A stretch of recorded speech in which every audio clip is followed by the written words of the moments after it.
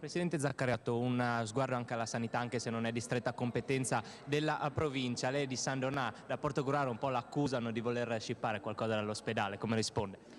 Che sbagliano, nel senso che c'è sempre stato così, questo atteggiamento tra Portogruaro e San Donà, che quando San Donà fa il tribunale è perché glielo vuole portare via a Portogruaro, quando a Portogruaro si fa l'università è perché gliela vuole portare via a San Donà, e quindi il problema è non in chi fa, il problema è fare, e quindi dare un'opportunità al nostro territorio di servizi che non possono servire un numero limitato di cittadini che rientrano in un singolo comune, ma devono rivolgersi ad un bacino molto più ampio. Quindi in un dibattito sull'ospedale, se è vero che si deve arrivare all'ospedale unico, io credo che le città che hanno l'ospedale non possono esimersi dal proporsi, come hanno fatto anche altre città che non lo hanno, come aree dove collocare un nuovo sito sanitario, e così l'abbiamo fatto anche noi, e credo che è tranquillamente legittimato a farlo anche in Portogruaro. Non sta a significare poi che l'ospedale si farà a San Donà.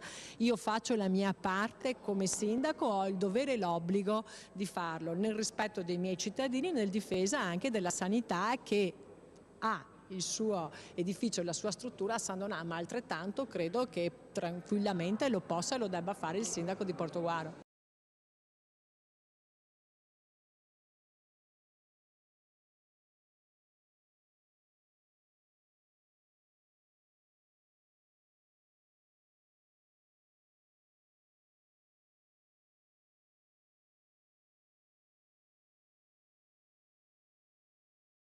Che in questo momento è più facile gridare al lupo, saltare di palo in frasca. Penso ad esempio, guardate, un esempio solo, passatemelo, non si può nel Veneto orientale dire un giorno che è giusto l'ospedale unico, l'altro giorno dire che è giusto preservare San Donà, e l'altro giorno ancora dire che è giusto preservare Portogruaro.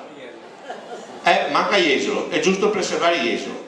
Questo significa schizofrenia della politica, significa che se non si ha un disegno da poter mettere in campo per mediare i vari interessi.